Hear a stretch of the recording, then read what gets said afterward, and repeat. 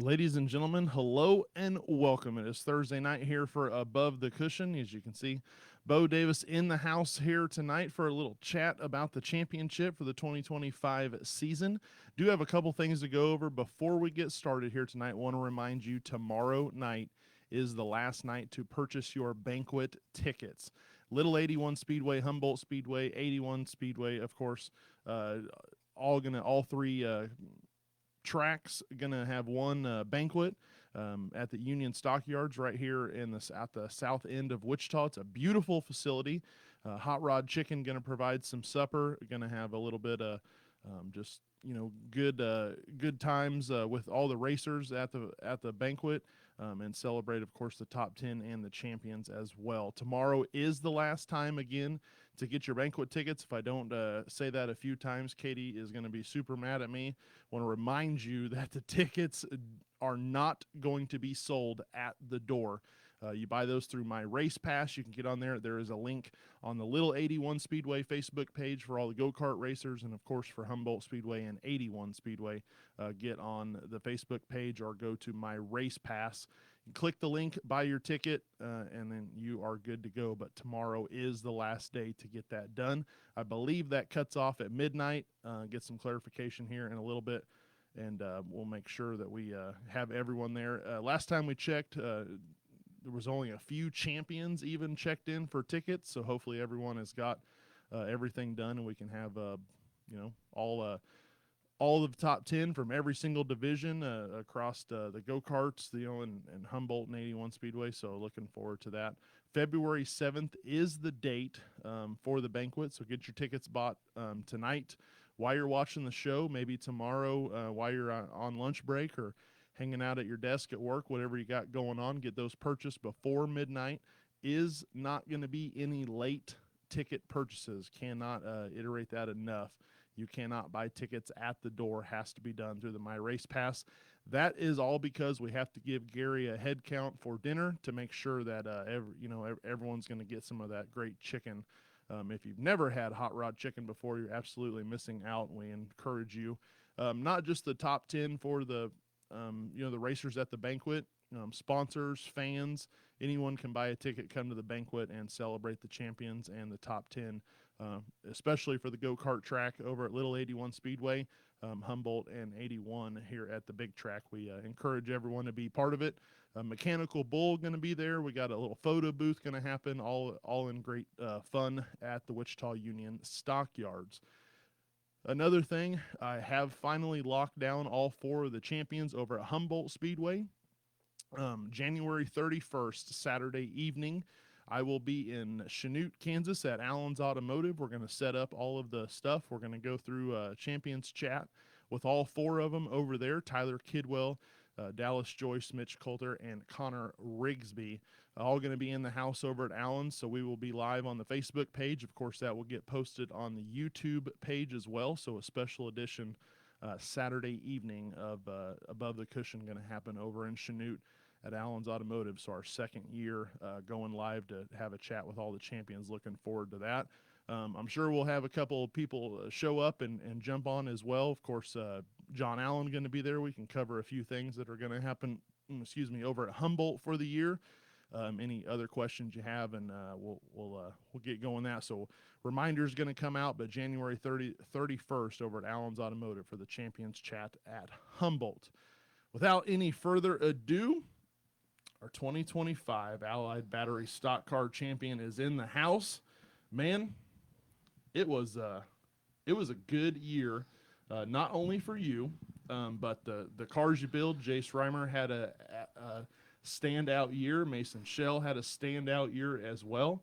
Not only you build those guys' cars, but you help out a ton of people, and everyone just around you had a absolutely fantastic year.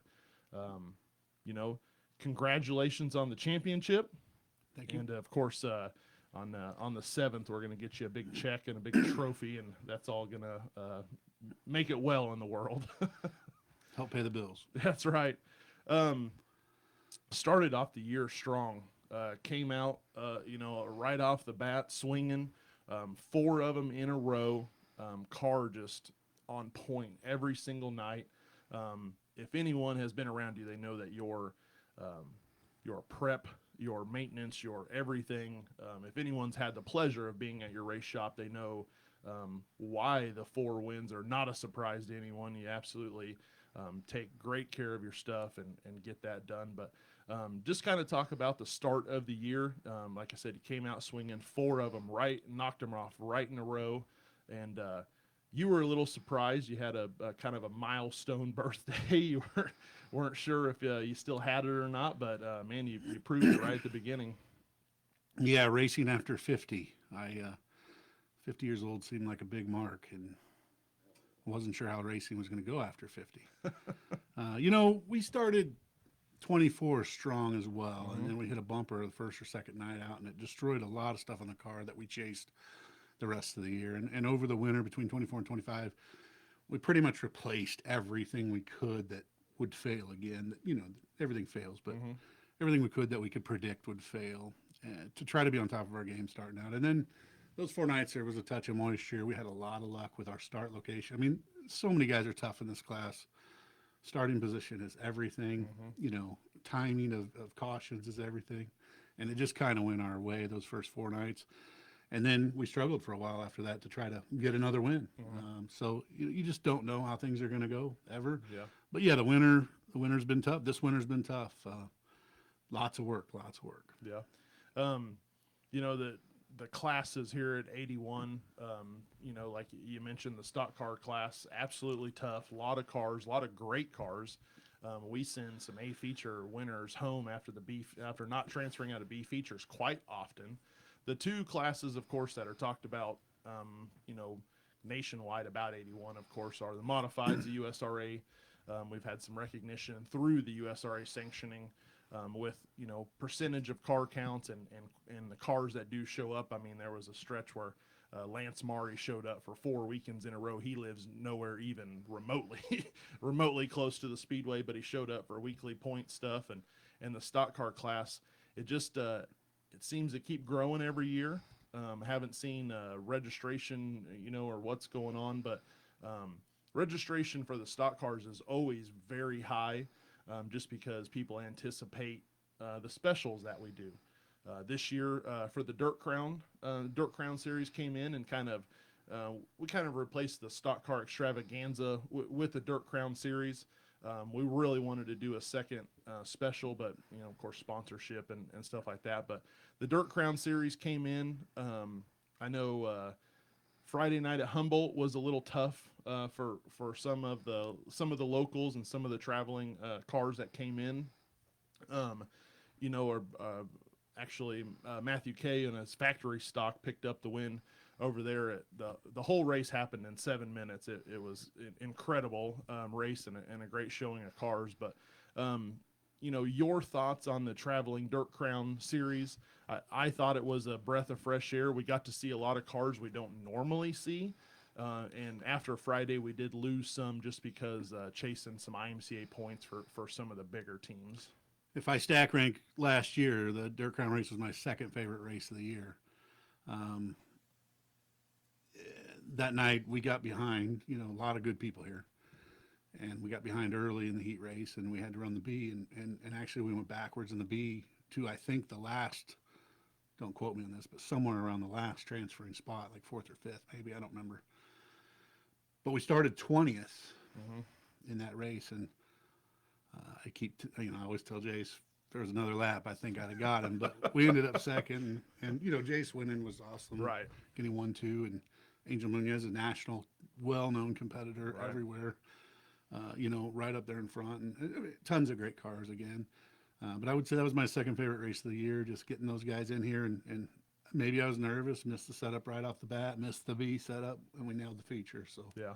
It was quite the sight to see when I got off work and got to Humboldt on Friday night for the Dirt Crown cars, and just the amount of cars in the pits. They brought the stackers, 2 and 3 cars per trailer. It was a great sight to see. Late model is probably my number 1 class. But after that, of course, the stock cars, I just can't. I mean, it's just awesome racing. And it, like I said, I'd like to see the registration. Who's registered? I know there was some people talking about building a car, getting a new one, maybe coming out of the modified into the stock car. But I heard we're gaining 4 or 5. I don't know yeah, who we lost. yeah, I don't know who So is I going to would step up anticipate 30 or plus move. cars. Though. Yeah, and it's always been a high car count. There's always, I would say on average, besides this year, the anomaly with with the mini stocks having the highest car count per the year, but the stock car is just always a great class and camaraderie between you guys. We talk about it a lot. It's a pretty tight group You guys considering are we're trading racing. trading parts, trading, Yeah. and great friends. Yeah, it's a pretty tight group considering we're racing. Yeah. It's a lot on the line, and people pour their heart and soul into these things, and when something happens, it's emotional. Yeah. So, considering all of that, it's a really tight group. Yep. Of course, we talked about it a little bit. You build your own car. Um, I think we've talked about it before on this. You've been on the show before, of course, but kind of before we started posting to YouTube and where everyone could keep that. But kind of go back to building your own car, where you got the idea and how your mind approaches things about engineering and looking at something, and every year's an evolution for you. You always, like, after the incident with the bumper, you kind of looked at everything and go, okay, here's where I need to do the car better because you got hurt in the car with the incident, but you looked at it going, okay, I don't want Mason or Jace to have these issues, so let's bump the fleet up. Yeah, so I got hurt in a mod wreck.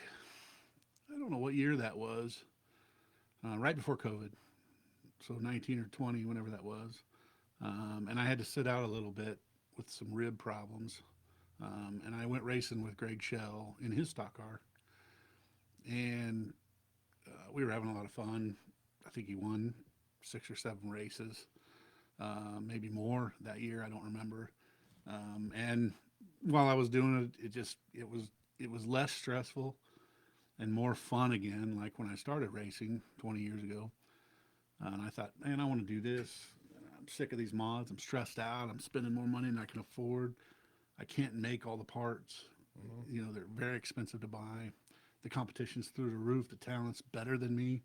Even if I felt like I had the best car possible, there's just guys that are better than you naturally, And I went looking to buy a stock car because it's the easiest thing to do.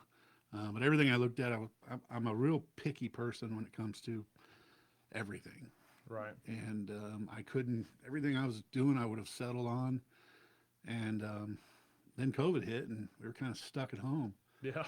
So, I hung out in the shop a lot during COVID and just started putting one together. And I had a jig for mods where I had done some repair in the past. And, it was a Chevelle jig, not a metric jig, but just tailored that over. And the nice thing about the stock car is all the rules, if you follow IMCA, you can pretty much build a whole car without seeing one if you've been around race cars because it tells you where the bars have to be. Yeah. The rules set where your chest has to be, where the back of your seat has to be, where your halo has to be, where the inlet tube, it's all set. So then it was just a matter of building front end geometry. Well, we had months to mock it all up and play with front end geometry. So I did.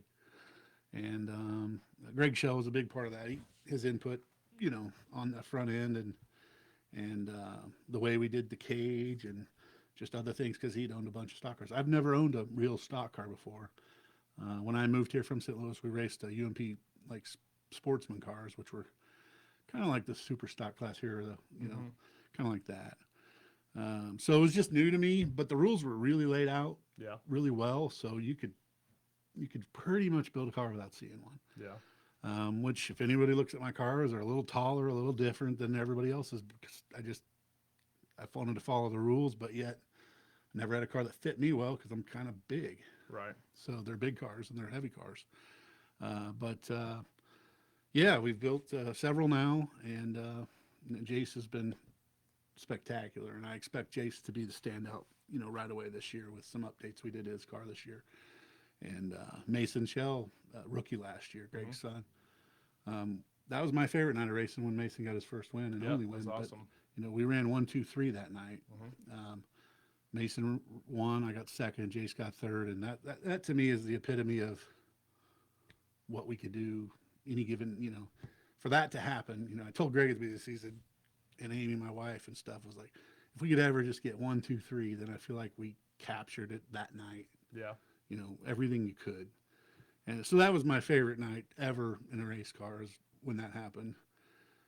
Ironically, my two favorite races here I ran second in, but still, it means the world to Right. me that we could do that. The scary thing about building a race car is if somebody gets hurt in it, you'd feel responsible and feel terrible about it.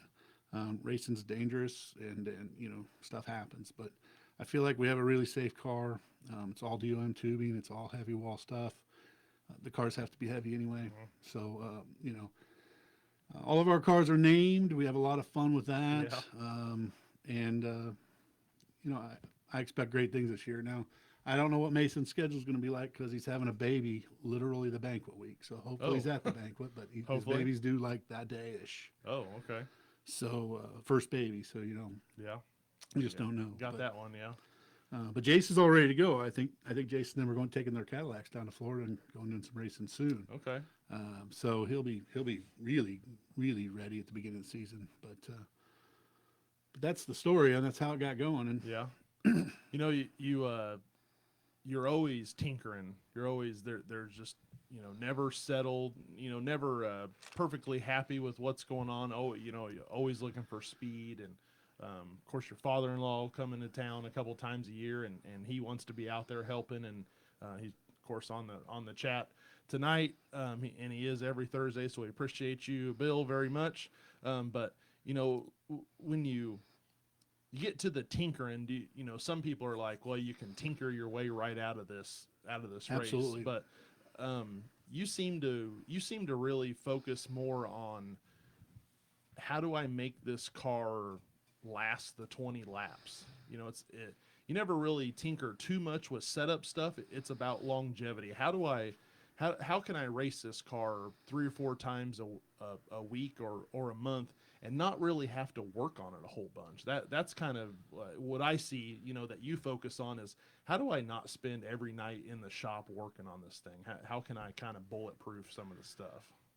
Yeah, I mean, you race long enough, you learn the things that last and the things that don't last, and places to watch stuff. But really, that first year with our first car, Chuck, just trying to get all the binds out, anything that's rubbing, anything that just didn't fit well, anything that would cause friction or cause things to slow down. We hopefully got it all out mostly that first year. And I changed valve springs every 12 nights. Mm-hmm. We change the oil every single night, unless it's a 2-day show. Right. 23 years, I've never bought a motor, so I'm pretty picky about all that, just because I got to pay for it and I got to build it, and anymore with a 10-year-old and a 14-year-old, time is the toughest part. Yeah. To build the car, to build the shocks, to build the motor, it's every night, and I don't have it in me to work every night anymore. It seems like so. Yeah. Making the most out of it and getting ready over the winter. Getting whenever we get ahead a little bit, buy a little oil. Whenever we get ahead a little bit, buy a little fuel, buy some air cleaners. To where the expenses don't kill you if you have to get something during the season. Right. That you have your maintenance stuff taken care of. Just try to buy a little bit at a time, all the time, and keep it in stock, and hopefully never use it. And at the same time, pedal used parts. I was at Les Merton's shop last night, giving him a radiator, and a center link. Yeah. Just trying to get a couple hundred here, move a couple hundred there. Right. Just keep it all fluid and moving. And your shop is impressive. I wish my shop looked like yours, but the most impressive thing is your parts room. Like you said, just if you got an extra $5-10, you put it in some parts. So you're not having to scramble, and the way it's turning out now with the stock cars, of course, with Salt City and running some stuff, there is a lot of two-day shows that are happening, especially for the stock car stuff. So having those just little things on hand has got to just pay off, in miles.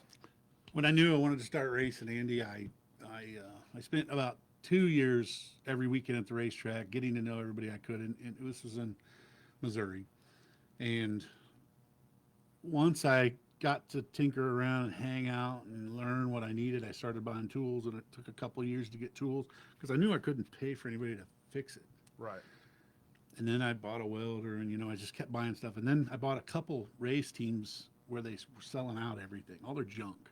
And it's amazing to this day. Some of that's still in my parts room. Amazingly, some of you just never used, but you thought you might need. Right.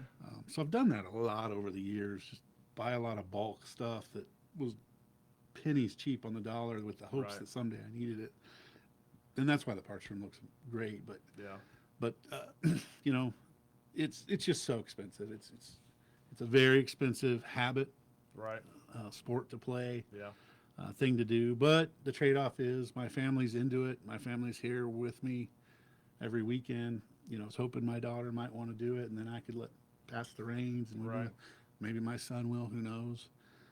But the amount of money, the trade-off to be with your family every week, and I know it's going to change as my daughter gets older. Right. But make the most of it while we can. So. Yeah. Of course, Morgan down there selling all the merch does got a little slime. Actually, not a slime person. Morgan Davis slime. No, down there selling the slime, but got hats, got shirts, got keychains.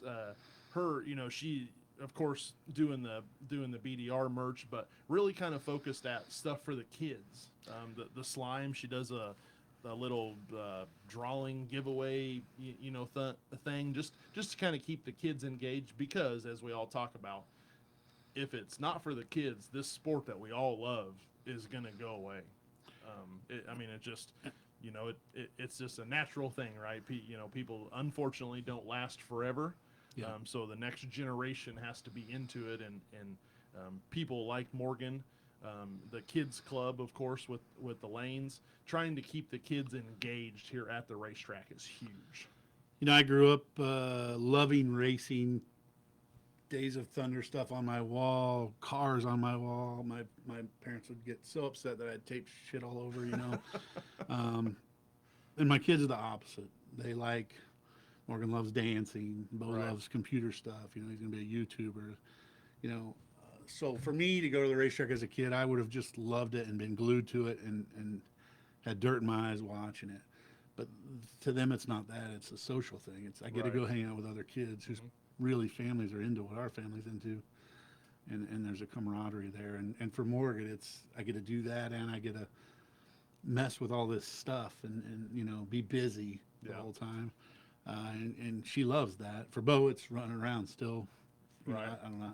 He covers so many miles at this place on Saturday night. I don't know how he does it. I didn't know this place was so big until little Beau starts he starts walking around.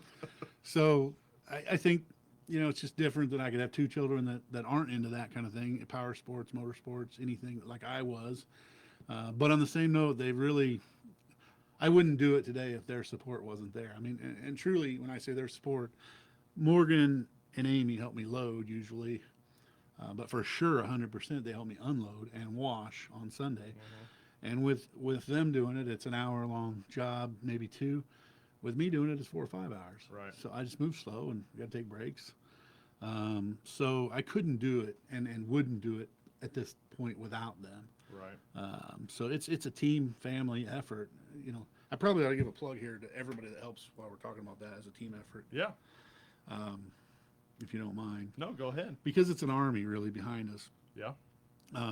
Every night pretty much that he could. Harley Peary was basically my crew chief all year, my main guy to help me every night. Yeah. Darren Johnson raced with me, but helped me a ton in the shop and trying to get his race car up and going and do, and he's really stepped up over the winter to help me a ton. Greg Shell, of course, having a BDR car, being one of my best friends, and his son Mason starting out. Nathan Brownell, who I call does all our game tape. Yeah. He does all my in car every week and out of car. And I probably study both 15 to 30 times, depending on the situation of the week. So I really, really love that game tape, and Nathan Brownell does a great job of that. My alternates this year were Austin Allen and Scott Green. Both helped me a couple different nights when Harley had a K-State game or something with his family.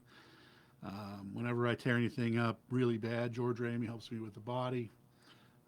George works at Bill's Built and spectacular body work, but he's always been a friend of mine and has helped me with that. The Gajeros helped me with all kinds of different stuff. Wyatt, Amanda, and Dave. Dwayne and Linda Zunkel help us with all our merch. Right. Specialties here in Been doing that a Wichita. long They've been doing it time. like 50 years. Second to none. They've helped us for 20 years. I swear. I don't know how long exactly, but it may even be more than that. They used to have their logo on a ton of cars when I was a kid, and kind of, for whatever reason, just people didn't keep using them, or maybe they Well, they both raced. kind of went down a little bit on some sponsorship stuff. But you should see that special tees everywhere. They don't race. They raced. They both raced. And then I don't know. Len and Dwayne are probably listening right now, but probably 10 years ago they kind of quit doing work for the public and doing mostly music band orders and that kind of thing. So, Jason Gortman, Highline Graphics, has done my cars since Dwayne and Linda stopped doing them. Probably, I don't know, 5-6 years ago. As far as graphics go, that with the wrap machine and all Right. that. And then of course, Traction King shock technology guy. So I build our own shocks, but the stuff that we can use in them is developed by an engineer down in southeastern part of the United States, Tennessee and Georgia area. His stuff is just unbelievable. He's on the cutting edge of technology on making pistons do different things that they can't do that you just buy. Yeah. So Traction King technology, I'm a huge fan of, and then of course my family. Amy tolerates it. Yeah. For one, and helps a ton. And it's not fun for her to get dirty on Sundays and wash mud off race cars. And Morgan, I got to pull her out of bed, but I tell her each time, when you stop, I'm stopping. So, Right. I just can't do it alone. Bo's not real interested in helping yet. Maybe when he gets a little bigger, he's still 36 pounds or whatever. It's a social thing for him. He wants to see all his buddies and hang out. And So, yeah, I just wanted to get that in tonight for sure. Yeah, sure, absolutely. We know here at the racetrack, takes an army to get it done. It's an army to get the racetrack ready to go racing, and then of course when we schedule midweek stuff or we short week it, it takes a second army to get it done. We ask a lot of all of our people, to help us out. And same thing, you guys are, everyone's if you're going to race, I know if you're going to race Friday, Saturday, that you get over to your house and there's a team of people there, and everyone's got a job and everyone's moving and shaking and trying to get the car out there to go. The shock deal, of course, we've had Jay Neal on the show. Jay and I have been friends for a real long time, BSB Manufacturing, but the shock game is always evolving. There's always something. You learn everything because the biggest common denominator is the dirt. It is the surface. It changes. As much as you'd like to have it the same every single night, of course here in Kansas, weather is going to play an absolute factor from Friday night to Saturday night to whatever. What is it about the shocks that what's something about the shocks you try to absolutely stay up on all the time? To be honest, Andy, I pretty much just build one kind of shock, a Bilstein SZ, or maybe it's some variations of an SZ. And I only do it because it's the class that I run. It's the shock that we run in the class mainly. If anybody watched and specifically audited me last year, I'm always trying new stuff. There was 3 bulbs on my car that I didn't build last year, mostly from Traction King. Mm-hmm. Trying to see is a $200 shock still compatible with a $500 shock or a $600 shock? Yeah. Because I'm all about bang for your buck, return rate and cost, and that's why I say finding custom stuff that you could do more with less is right up my alley. Yeah. If it can look like a plain steel normal stuff and fit the rules and be better, I want to do it. Yeah. Just because it's cheaper than the $300 case of a bulb. Right. And if you dent one of those, you want to cry. Yeah. $26 for a body on an SZ, so it's a lot better deal. Yeah. And I don't mess with anything else. When I first got into that about 15 years ago, I went up to Bob Harris and paid Bobby Jr. for a week of his time and learned all about AFCOs. And then I went up to Minnesota, I think it was, the Carter Gerlachs, and learned Integras and whatever it was at the time. And then I got into JRIs and I started stock and all that stuff.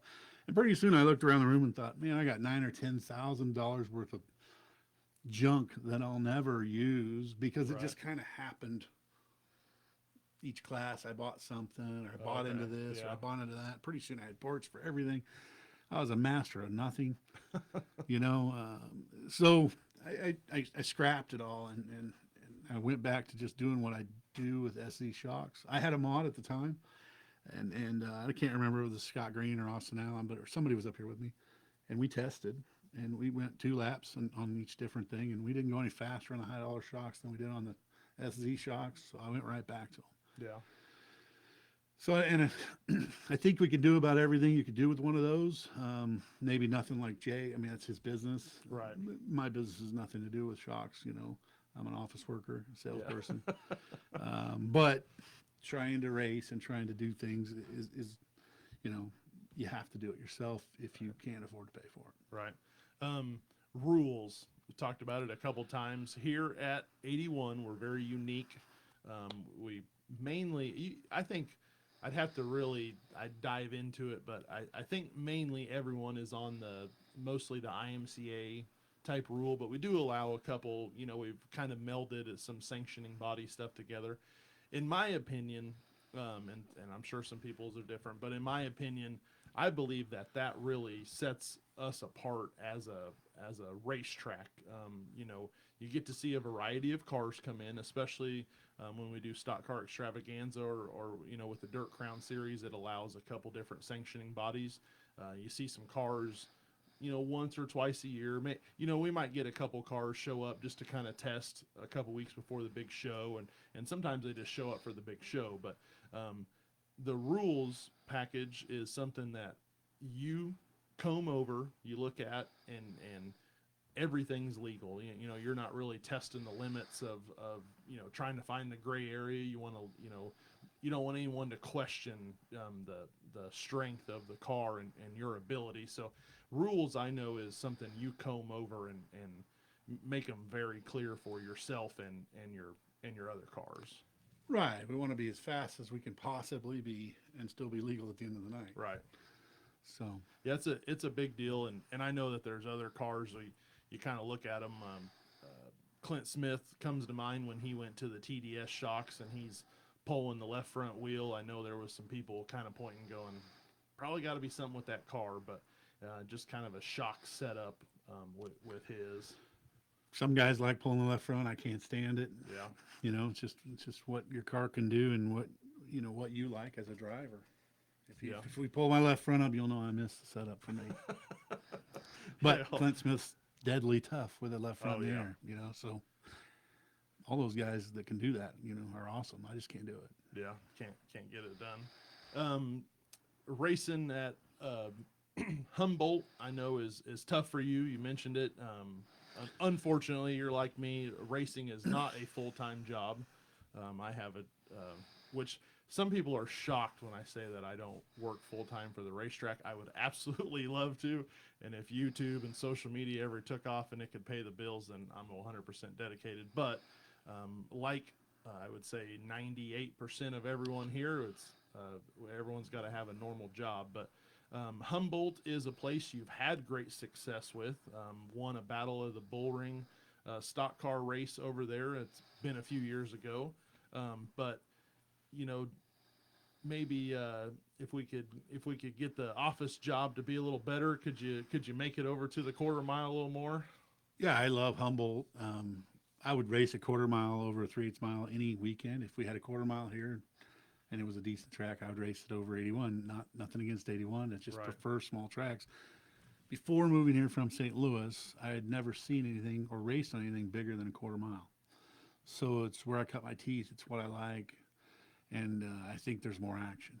Yeah. Love racing Humboldt. Think I've raced there 3 or 4 times ever in my life, and it's just hard on Friday nights for me being where I live. You know, I'm 30 minutes west of Wichita, and I work in downtown Wichita, and I can't take my car to work. Right. So it just gets tough. I have great employment. My boss is great, but I don't think she loves hearing about racing every weekend when I need to take off. But I love Humboldt. You know, Humboldt's a fabulous place. I could see my retirement be owning a place like Humboldt, just because of the love for the racetrack, the love for the racing. It's just in a tough location and it's a tough night. Yeah.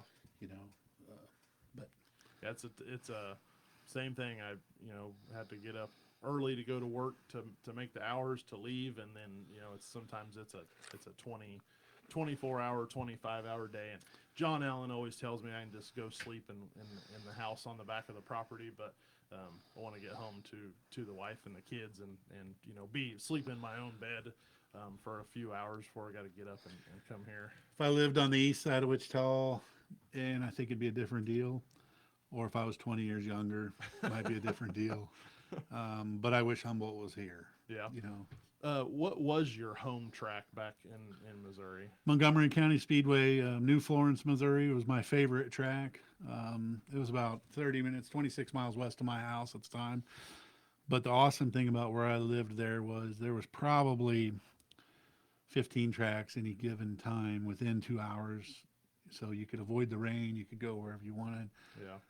But Montgomery County Speedway was probably my favorite. A guy used to run named Mel Kennard. It was a fabulous racetrack, high bank, quarter mile, just a fabulous place. And you've been, of course, on the show before and told a little story of the bought a car, didn't have a bunch of help. Kind of showed up to the racetrack in a suit. Used to wear a suit and tie to work. Yeah, Back in the day, kind of showed up with the very first car, suit and tie, and everyone had a hell of a first night. Everyone yeah. kind of made kind of poking and pointing and wasn't sure what the guy in the suit was doing there. That's how I met my crew chief, Jerry Sifford. He was a legendary racer in St. Louis, and bought this car, and they all kind of laughed because I went and bought a flatbed trailer over lunch hour, and then went and picked it up and didn't know how to load it, didn't have straps, didn't have anything, and they all thought it was pretty funny, and it was a good car. A guy named Todd McGraw had it, and it was a really good car. Impressive race cars made by Donnie Jumper. And I took it out that Saturday night pretty much alone, and Jerry showed up and a couple other guys, I think, to have fun with it. Yeah. Meanwhile, the tranny broke and it wouldn't stay in gear. So every time I went in the corner and let off, it would drop out of gear. Well, pretty soon they had it rigged up with a bungee cord. So first time driving a car, it's bungee corded in gear, And nothing like dirt track racing. we just had I had a great time. They had a great time, and I don't think Jerry missed a race with me after that for 10 years. Yeah. So just it was something I knew I always wanted to do. My father was never big on the idea, and it just never came to happen on anybody's dime until I could do it on my own. Right. And that took a long time. Yeah. Yeah, like I said, it's very expensive, and if your family's kind of not already, they can love it, they can be a spectator, but sometimes just the finances is not Very there. difficult. I wish I could have, like Jace, for example. He can get on those computers, he can nail that stuff on the computer. I can't even do that. And then he can race many years before he's even 20. So Right. for me, I was 28, 29 years old before I even got behind the wheel. Yeah. That's where you see the talent, Need to kind of give a shout out to Jace doing some hosting some iRacing type stuff. I had doing no some, idea he did that. Doing some car graphics. Wyatt stuff. was telling me he designs those cars Yeah. for people, and that's awesome. That's awesome. Yeah, look, it's really cool. Need to. He's a man of many words, but maybe we can lock him down on the show and get a little because COVID kind of when COVID happened, of course, absolutely, just turned the world upside down. But the iRacing became a huge thing. It was like a weekly deal that people would host a iRacing event, and then there was a lot of our local competitors getting on there and Mel Hamilton stepped up and they threw a bunch of money at some just so we all could have some sort of racing going on, because basically COVID came in the 1st of March in 20, and that was the start of the race season. It absolutely just killed it. So we were all itching to do something, and the iRacing was there to help us. But like I said, Jace, I believe it's Rocket Graphics, designs the iRacing cars, and they host some races, and they did a poll on the design of cars. It was awesome. I expect at some point someone's going to fund that deal and it's going to take off in terms of iRacing. I hope it doesn't, personally, because I think the physicality of dirt racing, the day itself in general, the experience for your family, the night in general, the perseverance it takes to get through a Right. night, and the fear factor. I think Right. it's nothing to go rock into a wall wide open, and or it's nothing to take the high line out of 4 at 81 Speedway, knowing that somebody's coming up on the bottom and you have a choice to lift or not lift. And, Right. so much more to it actually racing, but I'm waiting for someone Yeah. to exploit that and make it a I business. I know that on the NASCAR, more the Carolina stuff, there's a lot of Junior Motorsports. I know for sure has an e-racing team, Mm-hmm. and there has been some drivers that have come from the e-racing, and they've got rides in cars, and I've never really messed with, a couple times here and there. I've been over at someone's house, Chris Kratzer. He has a iRacing deal, and we all kind of messed with it one night when we were over at his house. But um, there's just no comparison to feel the car, feel the throttle, feel kind of what it's doing, because on the iRacing deal, you'd get and you'd think it's up over on the right front, and all of a sudden it just loop around. You're like, I had no expectation of that. I got on a simulator for the first time in Charlotte when I was out there racing this year, out there hanging out, and I should say hanging out. We didn't do much racing. It was pretty much rainy, but I couldn't even make laps. I had no feel for the computer. Right. It just made me sick, actually, that I've driven a race car for 20 some years and I couldn't really do that. And everybody's just laughing and chuckling, thinking I'm just a complete idiot. But I like working on stuff. I like looking Right. at nuts and bolts and bearings and parts and seeing how they work together. And, my favorite thing about a race car is front end geometry. And, I don't get any of that out of the computer. Yeah. The Speaking of front end geometry and geometry in cars all together, I remember you telling a story when you won Battle of the Bull Ring. It was a little mix of rules. There were some USRA stock cars, and you were in the lineup area. I don't remember who it was, but they, pitched the car over. His name was Brown or something. Real fast guy over there, Brown or something. I don't. USRA car. He was from Missouri. From but Lucas. he went to in the lineup area, and the car went to full hike like he's got a modified. I was in the wrong spot of the lineup waiting, and this red car pulled around, and he turned, and then he hiked in slow motion. He hiked full hike in front of me, and then parked, and then it settled. And I thought to myself, I am so screwed. And we beat him, but Yeah. But I was so intimidated after I saw him. Like, man, that guy's got some good stuff. USRA stock car. They brought back the Iron Man series this year with the USRA, and that not that stock car wasn't already having a great comeback, but that was good as well. But geometry of the car seems to shift. I remember there was a time where if you weren't pulling the left front, you weren't fast at all. And now we're kind of on the thing where it's if you're not burying the right front, you're not doing anything. It's been a evolution of trying to figure out how to stick the tires to the ground all the time. What I would say to people on that stuff is bodies are very deceiving. Cars can only move so far, Right. And some cars look just amazing when they're going around the corner. I don't feel like my cars show that kind of attitude and stuff, but I can assure you we're moving just as far. Oh yeah. It's just some way that people have captured it with the bodies and other things. And again, I'm not a huge guy in having my left front come off the ground. I want it just dancing right there, touching, but light. Whereas a lot of guys like pulling it, and they're fast pulling it. I just haven't managed to be able to drive that way. Yeah.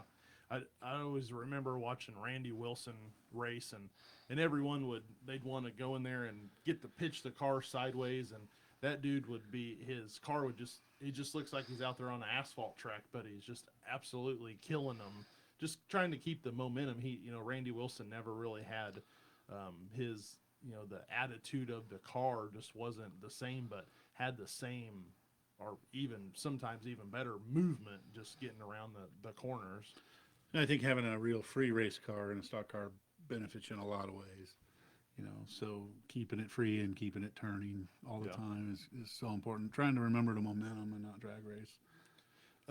Another thing you do is build motors. I've done that for a real long time. Keep talking about your shop, but got a lot of equipment in there to do a lot of your own motor stuff. I know you do have some places take care of some of the real nasty stuff, but putting a motor together and trying to figure out the horsepower and where you can make the motor free but live, that's something that you never see from you is a motor that's knock on this is real wood, so you can knock on this one.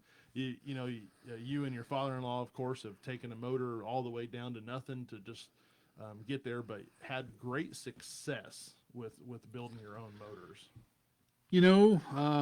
Went to Chapman High School and they had a terrific FFA engine program, that kind of thing. And I went through all that in high school and built an engine for a pickup I had.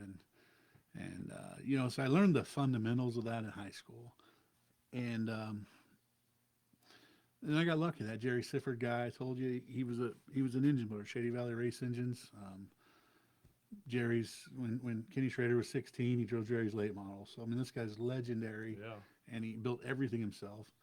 And I got lucky and hooked up with him early, and Shady Valley Race Engines pretty much let me use their shop, which was just Jerry's shop, and he taught me everything about a race engine as opposed to the old high school small block Chevy we built.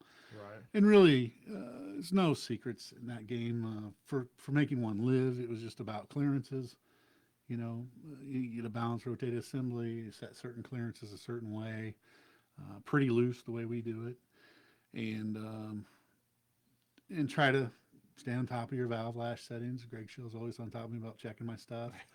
And in this class, we have a 1.2-inch valve spring. Right. You have a 2-barrel carburetor. You have a solid flat tappet camshaft, which is a complicated part of the whole deal because the cams aren't living. But it's pretty limited.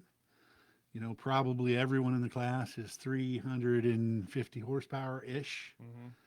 And that makes it also challenging because you want to try to make as much power as you can. And then there's timing of that power, right? Does the power come in at 3,000? Does the power come in at 4,000? How does the power come in? Is it all at once? Is it not? And it's just trying to drive. I've been told by Greg Schell that my stuff's really soft. And it comes in really soft, and but it seems to make traction that way, as opposed to coming in really strong and you're having to pedal it. It's blowing the tires off. A lot of people are like, "Man, you pedal it well." I'm like, "No, I was matted." That was all she had. That was all she She wrote. was bogging. Watch my in car, but we've been really fortunate with that, and I think that we all have enough power, and I think we're all pretty even there. Yeah. I did go out and play on the dyno right after the season was over. Tried to learn where we were at. Can we pick up anything? Is there anything there? I didn't find much. I just think we all have about the same thing. Yeah, we was over. You were helping me with something or letting me use some equipment, and you were gonna bunch of different carb spacers. I had carb spacers. I had carburetors. I had headers. Yeah. I had different spacers for under the carburetor. I had different air cleaners for on top of the carburetor. I think we made 15 passes with 15 different combinations. And each time we varied 3 to 5 horsepower. I mean, it just didn't amount to much for what it took us to do it. And right. And like you talked about, so close. Sometimes the 3 to 5 horsepower is that's going to be the difference in the whole thing, because the whole I don't know everyone's situation. I know a lot of people build some of their own stuff, or maybe get someone to do the short block, and they do the rest of the assembly. You also have the other guys and gals that, they're full blown, someone's building it from carb to pan. They're doing a full blown race motor. So, but everything, like you said, the rules for the stock car is so close. It kind of keeps you, which helps. I think that you just don't have an open rule book for a motor, and then it's a money game for the horsepower. That kind of takes it out of it for me a little bit. My favorite thing about stock car is all the adjustments that we get to make to keep them free in the mud and tighten them up in the slick. And most nights out here, I don't make many adjustments. And that dirt crown night, the dirt really changed, and I didn't stay up on it. And it got way slicker than I ever expected. And I run a really loose race car, so it took a lot of tightening to the point where we went to the feature. I said, boys, they're like, "What are you doing?" I'm like, "We're throwing the sink at it. We're tightening the hell out of this thing, and we're going to either pass cars or we're going to push off, but we're 20th. Who cares?" Right. Got nothing. So Nothing we to took lose a at bigger this point. swing, 9 times more swing on that deal than I ever do. So, but that's the fun of a stock car, right? It Yeah. can pretty much go on any surface, and the guy who picks the right setup and runs a smart race and doesn't screw up might win. Yeah. John Allen being the promoter and tied to the racing world, we've had to make some adjustments on the rules based off of, they only produce so many cars and so many motors, and and of course you guys have used almost everything. So John Allen is someone that keeps his finger on the pulse of the racing industry and what's happening around and other tracks and doing whatever. So there's been a few rule things where transmissions or rear ends or there was a time I remember where you could only run a GM short block. You couldn't a dart block or a Merlin, or it wasn't allowed. But like we said, we've only made so many of those motors. It's hard to find time. a good Chevy block right now. So we've had to open up the rules a little bit, and John Allen is not typically one to make a wholesale change without asking people. In your experience over the 20 years, how valuable is a promoter like John Allen to the industry? Yeah, I mean, being able to talk and work with the promoters is everything. You hate being just told. I think this year the only change we're making is no spoiler, which we're the only group that really had a spoiler anyway. So it just looked cool. I don't know that it made any sense to have it. I liked it because it supported my deck lid well, and it was a nice way to lift my deck lid up. Now my deck lid's short and it looks weird, but Yeah. It doesn't matter in the scheme of things. Yeah, I mean, John's in the racing and business. He's been in it for 50 years probably, if not longer. Yeah. And, he sells and peddles parts, and he knows the business, and he knows what we can get and what we can't get. And he's on the cutting edge usually. I mean, look, he got in a stock car and he won a bunch of races. So Right. not only can he drive, he knows his stuff. And he's a Cadillac dealer, and those cars seem to be going really good. The other thing between him and JR is they look at everything like, how does this save some money? How this racing is very expensive. We talked about it a lot, and everyone will tell you it's expensive. John, JR, Dave Guerrero, yourself, it's very expensive. So every time the leadership looks at rules changes or anything that's going to happen for either track, how do we not impact the driver's budget, and how do we open up the rules a little bit but not make it a money game? That's huge. I mean, every racer knows what they're doing, what they're into, what they can do and what they can't do. And, I would love to race a mod again. I'd love to be in a mod, but I can't afford it. Right. I can afford the stock car that's home built and the home built motor and the whole 9 yards. And honestly, I don't know what changes. There's a fine line between the IMCA and USRA stuff. Yeah. And we walk it here at 81 with a 2-barrel essentially. And everybody's pretty even in that way, no matter who visits, as long as they don't have a 4-barrel on. Right. The 2-barrel is pretty much the common denominator. So I don't know what else you could change that's going to impact a lot. I mean, I think you're probably referring to like quick changes over the years. Right. As far as the dart block thing goes, it weighs 40 more pounds, so I don't know that anybody's done it. Right. We're still able to find blocks. It's just hard. Yeah. And you spend a lot. You end up paying a lot more for a block than you used to. But the quick change, like my buddy Greg Shell, probably never go to one. because he's really only racing here, or it's not a big deal to change a gear to go somewhere else for a little while. Right. For me, I hate lifting those gears, and I hate undoing them, and I hate that gear oil. And last time I paid $1,000 for a 9-inch center section, I thought to myself, I think Mel Hamilton Ford had like a quick change in there on the floor for $999 used from somebody. Right. And why don't I have that? If anyone's wondering if you've ever tried to be underneath a car and picked up a pumpkin and put it in the rear end, it sucks. Yeah, and whatever reason, mine never fit right. The studs are bent or something, so I'm always hammering it in or hammering it out, and Yeah. I hated it. So I'm a huge believer in a quick change, even if it eats power. Right. And I can put tubes in it easier. Right. When we build a 9-inch, it's a lot more work than building a quick change. It's just I can repair it easier when I hurt it. Yeah. You guys, you said you and your of course Amy, Awesome, Morgan, and Little Beau, and you guys are no matter whether you're racing or not, pretty much always at here or Salt City supporting the races. Yeah, we go to races. I mean, Go we're just racers, races and I'm a and- spectator. I'm a fan. Just like I am a racer. 100%. If it's Friday or Thursday, Friday or Saturday or Sunday night, I am not a TV guy.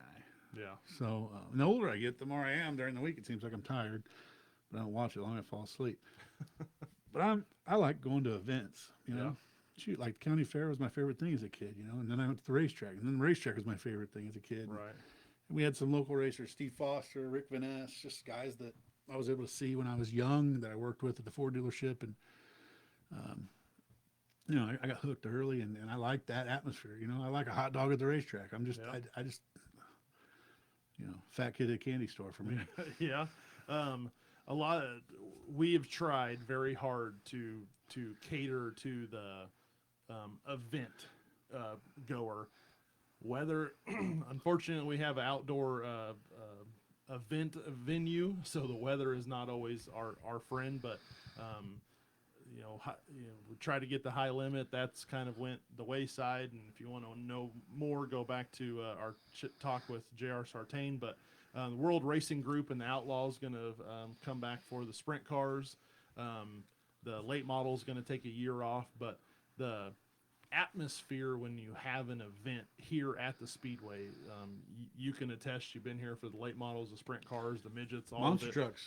Monster trucks, all of yeah, it, man. it's fun. But just the amount of race fans you see at like the World of Outlaws sprint car event is just, it gives you a little breath of fresh air that the it's still alive. People love sprint cars. Yeah. I'm not one of them. Yeah. But people love sprint cars. But there is people everywhere. Yeah. They're here to have a good time, and the race fan in them is out full Yep. swing. Yep. When you're my size and you're in a fire suit and it's 111 degrees and you're over there in lineups and there's a red flag in a sprint car race, there's nothing you like more than sprint cars. It's just terrible. So I don't like sprint. Race cars need starters.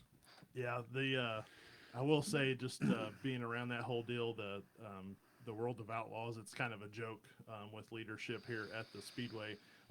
We always have a support class, and sometimes the support class puts on a better show than the main show, but they always get pretty frustrated with us because like when we ran the stock cars with the sprint cars, there's like 50 of you show up. They were a little unimpressed at that. We were having a great time, but they were a little unimpressed. So many cars showed up because they wanted a class with 10 or 12, and we don't have one of those. Right. That's a good problem, I think. Even if we put the super stocks onto it, I think that we would have quite a few more. We'd have A lot of 20, people are going 25 super stock this year. stocks. Yeah, it's going to be, every class is going to be big. Yeah, it's going to be a huge year. Banquet, always a great time. Your wife is a full-time event person. She has always impressed that all the organization and the stuff she does, even for just a birthday party or a come hang out and have Halloween. She had a girls' Halloween thing not too long ago, and always does a great job with the table decorations. But having the banquet, when we announced that we were going to have the go-karts and Humboldt and 81 together, everyone was a little worried how it would go, but I think bringing all three of them together was a good to get some camaraderie going between the three tracks. You see the kids getting celebrated for the go kart stuff. What's your opinion on the banquet we have here for the racetracks? Banquet's always super nice. I mean, it's a great location since we moved down there, Yeah, and yeah, my wife loves the decorating part. She can't seem to put a win together there. Knock knock. But you know, it's tough to get everybody together. right. It's just the time of year and timing. But it's a good time to come together and see everybody in a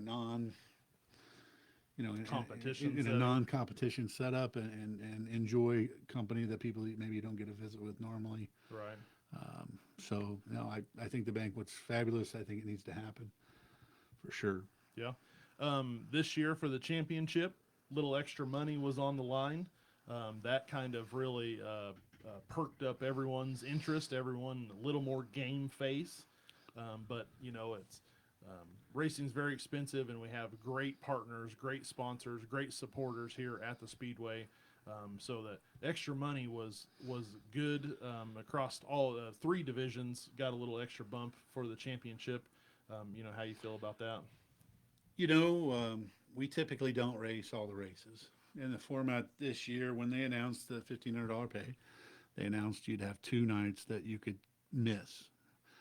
And, I talked to Morgan and Amy, and we decided that, depending on how it was going, because sometimes we miss more than 2 nights. Right. So, just with family vacations and other things. And typically, Trying to live we're life. for a 15-week race family. We either go to races or we're on vacation or we're doing something else or the kids have something, Right. And this year, I think we had 15 races total that we ran. We had 13 that counted for points. And that just made it fit us well. Next year with 19 races, it probably doesn't fit us well. Right. It's just a big commitment. No races don't count next year. And it's 19 weekends. I'm sure one or two will get rained out, Right. just the nature, Hopefully not, but it just happens. possibility. But so the format fit us well. Typically it doesn't. So we're always, kind of like that second to fifth place car. Yeah. Because we miss a few nights generally. But I love racing. I would race every week if I could. It's just not fair to my family to do that anymore in my 50s. But yeah, I mean, I don't want to live some other's winter. I'd prefer to race year round. So Right. Yeah, they're you're kind of in the same boat I am with kids. My wife very understanding. Sometimes not, but because it takes a lot. This year, every Friday night I was at Humboldt. Every Saturday night I was here at 81, and fortunately with the candy business, we got to be here a couple times and kind of together. But I got a daughter that just turned 18, and she's going to go on and live the rest of her life. And I got another one. We're in the same boat. I got another one, 14, 15 years old, that only got a few more years until she's going to want to move on. And then I got, of course, couple little kids, and we're going to get racing with Harrison this year in the go-kart. So kind of holding on to that. But, yeah, just the time commitment that people don't sometimes understand is huge. And having your family be supportive is Yeah, absolutely. massive. And I'm sure I could go home and say, hey, I want to race all 19 races, and it is what it is. And we may very well do it. You just don't know. But, again, I wish there was no winter, because then we could race 19 races no problem and have another Right. 19 weeks for everything else. Yeah. But it just doesn't work that way in Kansas. So, no, I mean, what JR's done for this facility and John running it and you guys with everything you do, it's a great place. We're committed to 81. This is our home racetrack, no doubt about it. I probably won't race anywhere else this year unless we get drugged somewhere. Right. But because there's plenty of races, Mhm. it's a great atmosphere. We're done by 10 o'clock. We're eating at Applebee's. Yeah. Not Right, every time. I'm just kidding. But it's a great setup for that, Yeah. and it fits us well that way. So I hope that people can commit to the 19 nights and you have full car count for the whole deal, and Yeah. it's awesome. I hope there's extra money this year. That will entice me. Yeah. I know it was an enticer for the modifieds as well. Of course, they had a little more than 1,500 get put in on that deal, but there was some people, kind of uncommit to some national touring series to race locally and try to get the extra money. So it's been real good. Yeah, if JR gets that thing up to 5,000, I'm sure we'll have several guys gunning for this deal. Oh, You might get my full attention. yeah, I tell them all the time we have to figure out how to get a partner for a $10,000 to win stock car extravaganza race, and um, you know maybe we'll get there someday. But it takes a lot of Oh, help, yeah, and very we have difficult. great partners and sponsors and supporters here at the track to get there. Um, I don't want to keep you all night, little over an hour chit chatting, but I want to give you some time again to thank uh, people that help you. If maybe they missed it at the beginning of the show, shout that out again, and then we'll wrap it up and take it on to the house. Yeah, I wrote it down earlier today just because I didn't want to miss anybody, and hopefully I didn't miss anybody. And apology out to everybody right now if I did miss you, not for lack of love, just lack of brains. Like I said earlier, Harley Perry's kind of been my main man every week, guaranteed to help me there. Darren Johnson will probably be that as well next year now that he's not racing. Greg Shell racing BDR car with his son Mason Shell and Nathan Brownell as their team.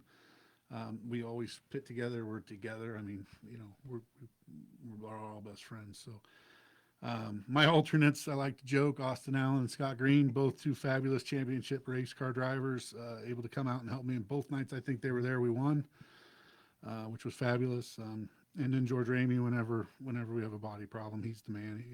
It's nothing he can't do with sheet metal. Definitely everybody should take their stuff to Bill's Built for that. The Gajeros, Dave Wyatt and Amanda, always been great to me. Dwayne and Linda Zulical, like I say, they keep Morgan going The merch going, yep. with all their stuff. And Jason Gortman's got 2 race cars at my place to do right now. We've been working on a new race car. We named it Thunder. It will debut on March 7th if we get that practice. Okay. Been working on that really, really hard. It's a lot of work to put a new car together. I forgot how much it was. Yeah. And then, of course, my family, Amy and Morgan and Beau, I couldn't do it without them. And even my mom watching Beau a lot of nights. And then Traction King Shock Technology, which he came on board with me about 5 years ago, and he's just been tremendous to help me whenever I'm in a shock problem or a jam or to run ideas across. And if anybody needs custom Bilstein parts, that's the guy. I mean, he makes all kinds of cool stuff. Greg's in the chat. Don't forget Eugene. Oh, Eugene Newser, yeah. Forgot him. Absolutely. Well, this year he got real busy with Ryan McInich winning the championship, Yeah. winning races. Those boys got fast. Yeah. And, he is 100% on that team, and that's his main goal. But for many, many years and several nights this year, he was my main man tire guy and helping me make decisions on setup and keeping me with fresh rubber every week. And definitely always count on him or his son Landon for that. Landon since graduated, is working a job. He's living in Hutch, and Nice. he's an adult now, so he's done playing in the dirt with us. But Gene's always there for me whenever I need him, 100%. If I need him tonight, he'd be there. So definitely, thank you, Greg, for that. Definitely missed him. Well, it was a good year. It's going to be a great night on the 7th to celebrate you for the championship, and of course the top 10 as well for all the divisions and the champions across everything. I want to thank you for being here tonight with us to just kind of chit chat and talk, and I want to thank you for your support of the racetracks, both of them, Humboldt and 81, your commitment to the sport and trying to better everyone else, around you. You're always lending a part. You're always welding on somebody's stuff and just try to get everyone out there and get going. So I want to thank you for your commitment to the sport of auto racing here at the Speedway. And again, if you haven't got your banquet tickets, if I don't say it one more time, Katie's going to be mad, but we need to get those banquet tickets submitted before tomorrow evening at midnight. You have till tomorrow at midnight, the 23rd, to get your tickets submitted through the My Race Pass app.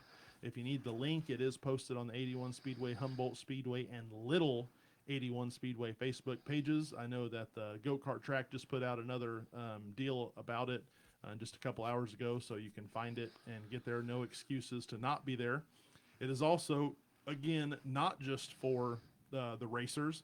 It's for the fans. It's for the sponsors. Be part of it. Be there. It's an absolutely fantastic time. Beautiful building and great food, and it's going to be a great atmosphere, and it's going to be an awesome night. And we can't wait to celebrate you all there as well. But again, thank you for being here. Yeah, thanks for having me. I appreciate it. You very much, and congratulations again. Thank you. On the championship. It was awesome to watch from the tower, and looking forward to another one. Hopefully you can get some you can get all 19 of them. Maybe I don't know if we can top this year, Andy. It was a great year. We were talking about the 15 nights of racing, let's say, or 13 nights of points, and I couldn't, I think Jace won 5. I think I won 5. Mason won, so I think we won 11 out of the 13 races that counted. Yeah, I'm putting together know some how that numbers worked, and but I stuff think it was something for like the that. for the banquet, and I try to do a little monologue thing, and I don't think anyone listens, but I put together a pretty nice speech. I tried to at the beginning, so I got a lot of that in there, but it's just We got lucky and we had a great year. It was good to watch. It was good fun to times. watch, and of course, again, congratulations to your cars. Yep. Winning the championship, picking up the Dirt Crown race as well. That was a big accomplishment for Jason, the team, and you Hell as of a well, win. 'cause you Hell of a win. Yeah. help on that car as well, and it was a good one. So February 7th, we're going to celebrate all of you. It's going to be a great time, and we're looking forward to it, and hopefully maybe we can swing the 19 races, and because Clint Smith is the last one to put them back to back. You bested Jace this year, so someone needs to at least double up. Clint needs another ring. He can grind through those 19. Yeah, he can get through it. Well, I appreciate you very much, and I want to thank everyone for tuning in here tonight. It's been great to have a chat and be back. Going to kind of continue on the every other week deal. Again, Saturday the 31st, I will be over at Allen's Automotive in Chanute to have a champions chat with everyone from Humboldt Speedway, so be looking forward to that. So probably not going to be a Thursday night show next week until we get racing. So once we get racing in March, then I'll go to every week for Above the Cushion.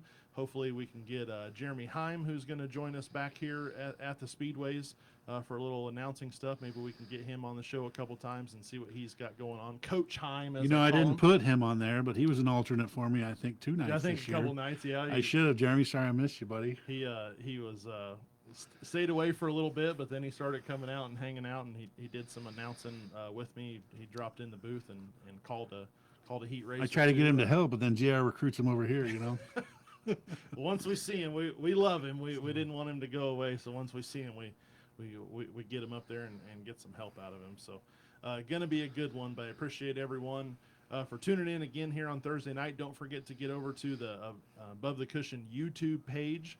Have been having some problems with some uploads over there that YouTube doesn't like those pit stop interviews for some reason. It puts it up for a couple minutes and then it flags it. I haven't quite figured it out. So still working on those, still getting everything posted. Get over there, subscribe, like, share, let everyone know what you're watching on YouTube. We'd appreciate that very much. And that is going to do it for us here tonight for Above the Cushion. Again, I want to thank everyone for tuning in and being part of the Champions Chat here with Beau Davis, the 2025 Allied Battery Stock Car Champion at 81 Speedway. Is one heck of a year, buddy. Congratulations again. And that is going to do it for us. So I appreciate each and every one of you.